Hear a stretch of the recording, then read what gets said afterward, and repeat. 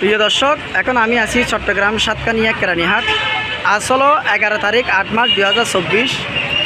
তো আসলে এখানে আজকে বৃষ্টি পড়তেছে, ভারী বৃষ্টি।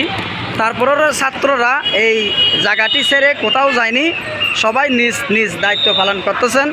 এখানে আমরা দেখতে পারছি অনেক স্কুল, মাদ্রাসা, কলেজ থেকে ছাত্ররা এসেছেন এবং শুধু টাইপ্যাকের দায়িত্ব পালন করতেছেন না, তারা আমরা দেখেছি অনেক হকার, যেই অবৈধ হকার ছিল তারাও সেটা তুলে দিয়েছেন এবং যেটা অবৈধ গাড়ি সেটাও ধরতেছেন এবং যারা বেনিয়মে গাড়ি চালাচ্ছেন তাদেরকেও শুদ্ধভাবে চালানোর জন্য চেষ্টা করতেছেন, শিখেছেন এবং প্রচুর পরিমাণ তারা কষ্ট করতেছেন। এবং এটা দেখে এলাকাবাসী, দেশবাসী সবাই মানে ছাত্ররা যে এমন একটি কাজ করতে পারে এবং স্কুল ছাত্র সবাই তাদেরকে দোয়া করতেছেন, এলাকাবাসী, দেশবাসী, এবং এখানে সহযোগিতা করতেছেন।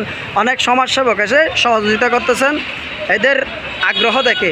তো এই কাজটি চালাবে আমাকে বলেছেন অনেক ছাত্ররা, যতদিন পর্যন্ত একটা নিয়ন্ত্রণে আসবে না, যতদিন পর্যন্ত ট্রাফিক পুলিশ আসবে না, থানা পুলিশে আসবে না, ততদিন পর্যন্ত কষ্ট করে যাবে। আসলে আজ অনেক দিন হলো এই প্রধানমন্ত্রী শেখ হাসিনা যখন পালিয়ে গেছেন এবং থানা পুলিশ যখন চলে গেছেন এলাকা ছেড়ে, এবং এই ছাত্ররা এই হালটি ধরেছেন এবং এই প্রত্যেক বাংলাদেশের প্রত্যেক স্টেশনে, প্রত্যেক জায়গায় এই ট্রাফিক পুলিশের দায়িত্ব পালন করতেছেন এবং রাস্তার পাশে যেগুলো ময়লা আছে সেগুলো পরিষ্কার করতেছেন এবং পাশাপাশি অনেক কাজ তারা উদ্যোগ নিয়ে করতেছেন।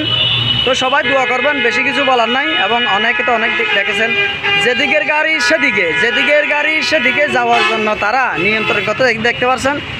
ওদিকের যেগুলো সিটাং থেকে আসতেছেন সব গাড়ি এদিকে ঘুরাইয়া এদিকে যাচ্ছেন। তা আসলে এই ধরনের একটি কাজ ট্রাফিক পুলিশে কখনো পারে নাই এবং আমরা দেখি নাই। এই ছাত্ররা শিখেই দিচ্ছেন। এই ভিডিও সবাই শেয়ার করবেন, এই ভিডিওগুলো যেন দেখে সবাই, দেশবাসী এবং ট্রাফিক পুলিশ ভবিষ্যতে যারা আসবেন তারাও যেন এই ভিডিও থেকে কিছু শিখতে পারে। দেখতে পাচ্ছেন ছাত্ররা এই গাড়িগুলো আসার কথা সোজা এবং এদিকে ঘুরেই আনতেছেন কী জন্য? যানজট না হওয়ার জন্য, যেদিকের গাড়ি সেদিকে। তো সবাই দেখতে পাচ্ছেন এখানে একটা মূলত লাল পতাকা দিয়েছেন, সোজা যাবেন, ওদিক থেকে ঘুরে আসবেন। খুবই সুন্দর, খুবই সুন্দর, খুবই সুন্দর, চমৎকার। আসলে দেখে আমি না, শুধু সারা বাংলাদেশে যত মানুষ আছে তারা সবাই আনন্দিত, সবাই খুশি, সবাই তাদের জন্য দোয়া করতেছেন।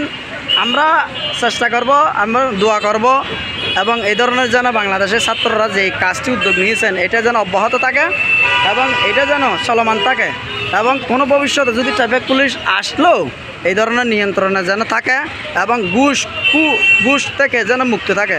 কোনো গাড়ির থেকে যেন চাঁদা নিতে না পারে, কোনো গাড়ির থেকে যেন ঘুষ নিতে না পারে, সেই ধরনের একটি ব্যবস্থা থাকে। এবং যে সরকার আসবে সরকারের কাছে অনুরোধ, আবেদন, সবাই ভালো থাকবেন এবং দেশের বাইরে প্রবাসে যেন সবাই জানতে পারে। ভিডিওটি শেয়ার করে দিবেন। আল্লাহ হাফেজ, আসসালামু আলাইকুম।